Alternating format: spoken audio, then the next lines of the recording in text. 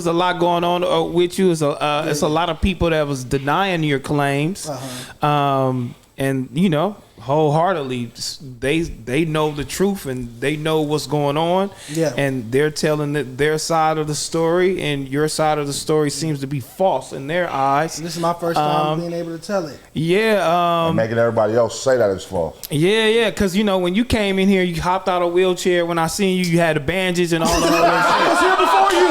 I was here before you. I was here before all y'all. Let's keep it honest. He put a muffin on the wound. Yeah, don't do that. I got cameras in this. I was here He got his wheelchair for the first time. You was here for all of y'all. You was shot. You know what I'm saying? So take us. You was shot. You was shot. So look. I would say I was grazed by a bullet. Okay. That's shot. Power of work. That's what people keep saying. It was like a hit is a hit. If it contacted you, you got shot. I say I got grazed by a bullet. Okay, walk us through that. Walk us through that day, man. Without saying anybody's name. I got you.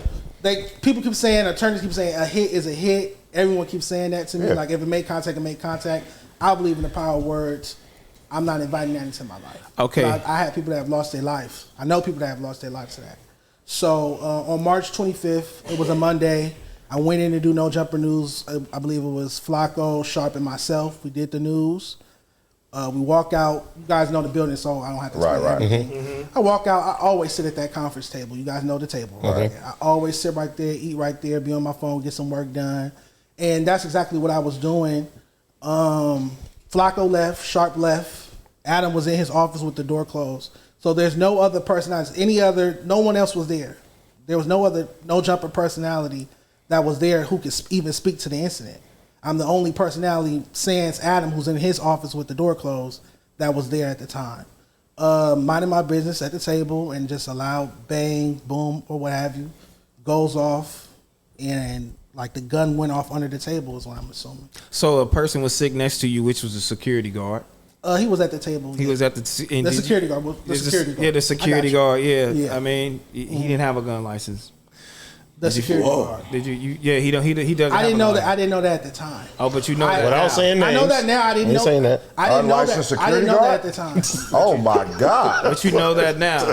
But I swear, I didn't know that at the time. At the time, I was just sitting there minding my business. I look up after the gun goes off, and I feel the pain in my thigh, my left thigh. Did you see him cleaning the gun at that time? I wasn't paying attention to him. I was on my phone. I knew he was there, and I just said, "What's up?" But I wasn't paying attention to what he was doing. I was on my phone handling something. And then you heard a shot go off. Heard it, felt it underneath the table, all of that. Did you call 911 there? I did not call 911. So you got up and left and drove to the hospital? No, Josh took me to the hospital. Oh, Josh took me to the hospital. Yes, I was taken to the hospital by Josh. And that's why the whole theory of me getting up, running, hopping, running out the building, all of that. What do you guys? But again, none of them were there. Adam. Josh, I didn't drive myself to the hospital. Josh drove me to the hospital and was there in the ER room. The security guard followed us up there against my wishes and sat in the emergency room with us against my wishes. I'm like, I don't apologize profusely, like apologize maybe 1,000 times. And I'm like, I don't really want you here. It wasn't until my father showed up that he respected him enough, I guess, to leave. Even Josh tried to stop him from coming in the hospital because I told him, like, I don't want him here. I saw him walking up. I'm like, that can't be him. Like, why is he here? Yeah. So Josh drove me to the hospital. I didn't drive myself to the hospital. Yeah, we worked there for I didn't drive myself back from the hospital. So being shot, that's what they think. So nothing like really penetrated the skin is why they're saying you weren't actually shot and you can't take legal action to do anything, but you actually can though. So a bullet grazed. I was grazed. Yeah, I was grazed. I had medical. And they have a medical report of that. Correct. I went to Providence Hospital. Grazed the shot, by the way. Near. I get what you're saying. Yeah. Like I said with power words, but I get what you're saying. Yeah. Providence Hospital is like maybe like five we know where it's at. Right. From the office. I don't want to give out the location, nothing, but yeah. Yeah. Okay. So from there, what are you thinking there? Are you saying, you know what, I need to take legal action, or are you texting your ex-employer, you know what I'm saying, your boss, and like where are you at in the headspace? Well, when I got to the hospital, Adam texted me, and those are the text messages I showed. Oh, the screenshot text messages. He texted me that while I was at the hospital. Talking about let's keep it off the podcast and all that shit. And I was just focused on making sure. They ran like 4 x-rays on me. I wanted to make sure because they found my coworkers found 2 bullet fragments underneath the table as well as the casing. So if you find bullet fragments, I want to make sure there's no bullet fragment in my thigh. So they ran like 4 X-rays on me when I was at the hospital to make sure that there was nothing lodged into my thigh, because there was a grazed mark, and I just wanted to make sure. But there wasn't. Fortunately, there wasn't anything lodged in my thigh. So was it your decision to leave that platform, or is it a legal decision to where you can't be there anymore? No, it was definitely my decision. I took no jumper out of my bio. I was asked to come back on several dates. If you give me a moment, I could pull up the actual dates I was asked to come back in April. Listen to your music stream, news, this day, that day. And I'm like, no, I respectfully declined. I felt like I respectfully declined. Yes. So why do you feel like, a person at his stature, quote unquote, a person that has a hip hop platform, that's supposedly so respected, and a businessman will go take himself on somebody else's podcast and speak about an employee that was grazed and shot at his fucking warehouse? Okay.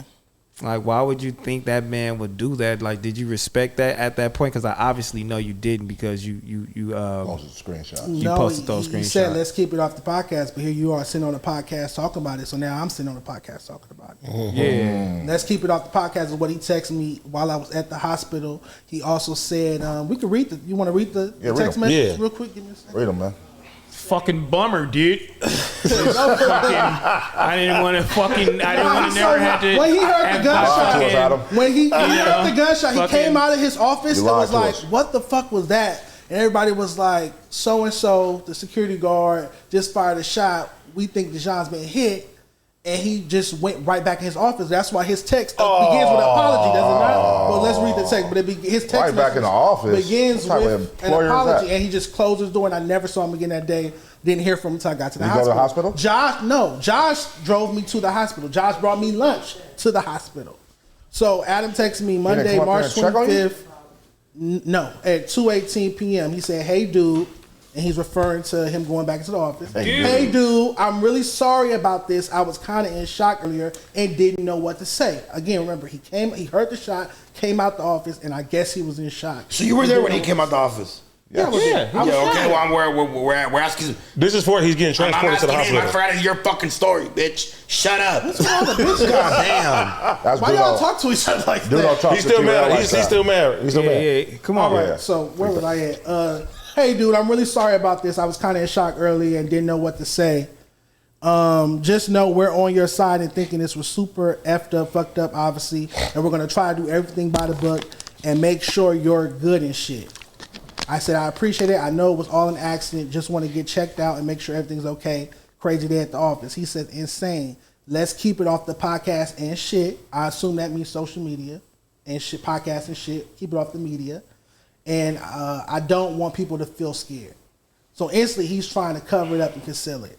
Yeah. And that would make sense because since then, they offered me money to come back and act like it never happened and just get back to work and not talk about it and act like it never happened. How much they offer you? Which I respectfully declined. I won't go into that. Which I respectfully declined. So you was offered hush money?